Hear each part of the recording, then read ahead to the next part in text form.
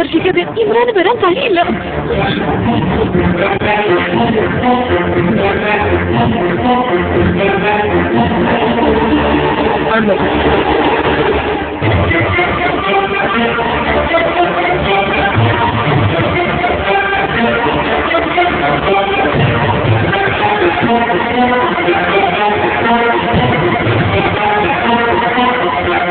മുകളിൽ നോക്ക്.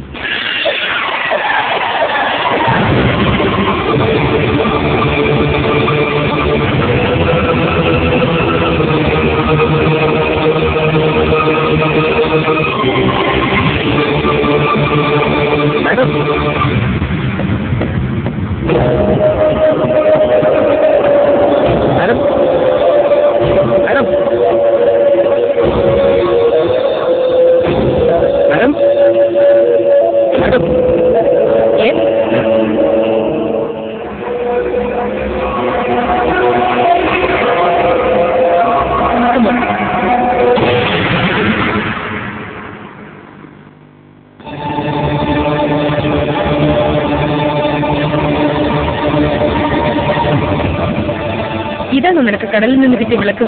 അല്ല, കടലിൽ നിന്നല്ല സർ. പിന്നെ എവിടുന്ന? ഇത് ഞാൻ വാടകയ്ക്ക് താമസിക്കുന്ന വീടാ. പുറകിലത്തെ കാട് വെട്ടിത്തെളിച്ചപ്പോ കിട്ടിയ വിളക്കാ. ബാബ ചോദിച്ചപ്പോ കടലിൽ നിന്ന് കിട്ടിയതാണ് ഞാൻ കള്ളം പറഞ്ഞു, അത്രയേ ഉള്ളൂ. അതിരിക്കട്ടെ, എന്തൊക്കെ അത്ഭുതങ്ങളായി ഈ വിളക്ക് കാണിച്ച്? അത്ഭുതങ്ങളോ? ഇത് വെറും സാധാരണ വിളക്കാ. പിന്നെ നല്ല ഭാരമുണ്ട്. ആക്രിക്കടയിൽ തൂക്കി വിറ്റ നല്ല ചില്ലറ കിട്ടും, അതുകൊണ്ട് സൂക്ഷിച്ചതാ. ആഹാരത്തിനുള്ള കാശില്ല സാർ, അല്ലെങ്കിൽ പിന്നെയും പോക്കറ്റ് അടിക്കണം. പ്ലീസ് സാർ, കൊണ്ടുപോകരുത് സാർ. കേസ് അന്വേഷണം തുടങ്ങിയപ്പോ തൊട്ട് കേൾക്കുന്നതാ അത്ഭുത വിളക്ക്. എന്താ? ഒന്നുമില്ല സാർ. ആ, ഇതിലെന്തോ രഹസ്യമുണ്ടെന്നുള്ള കാര്യത്തിൽ സംശയമേ ഇല്ല. എന്താ? ഒന്നുമില്ല. തൽക്കാലം മോൻ ഇത് വിട്ട് കഞ്ഞി കുടിക്കണ്ട. പിന്നെ മറ്റൊരു പ്രധാന കാര്യം, നീ പറഞ്ഞതൊന്നും ഞങ്ങൾ വിശ്വസിച്ചിട്ടില്ല, ഒരു വാക്കുപോലും. കുട്ടികളെ കിഡ്നാപ്പ് ചെയ്തത് നീയല്ല, പക്ഷേ നീ പോലും അറിയാതെ നീ ഈ കേസിൽ ഇൻവോൾവ് ആവുകയാണ്. പ്രതിസ്ഥാനത്ത്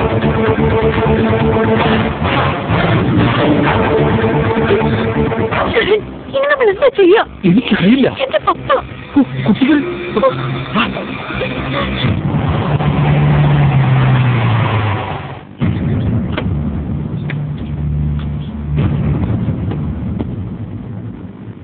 ബാബയും സൈത്താനും ഒക്കെ പറഞ്ഞൊരു സത്യമാണെങ്കിൽ ആ വിളക്കിന് 10,000 വർഷത്തെ പഴക്കമുണ്ടാവും. പക്ഷേ ഒറ്റ നോട്ടത്തിൽ അതൊരു വിളക്കല്ല. വിളക്കായിക്കൂടാന്നുമില്ല. പണ്ടുകാലത്ത് ഇങ്ങനെയും മോഡൽ ഉണ്ടായിരുന്നിരിക്കാം, പക്ഷേ തെളിയിക്കപ്പെടണം. അതൊരു വിളക്ക് തന്നെയാണോ എന്നും അതിന് 10,000 വർഷത്തെ പഴക്കമുണ്ടോ എന്നും എങ്ങനെ സ്ഥിരീകരിക്കാൻ പറ്റും? Very simple.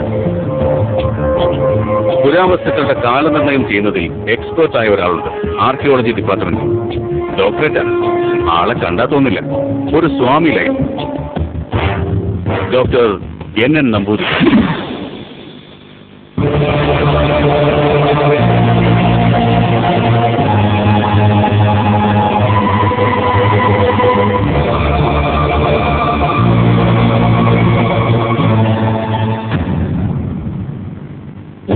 ഒരു മർഡർ അറ്റംപ്റ്റ്, കിഡ്നാപ്പ് ചെയ്യപ്പെട്ട 4 കുട്ടികൾ, അതിന് പിറകിൽ മിസ്റ്റീരിയസ് ആയ ഒരു സ്റ്റോറി.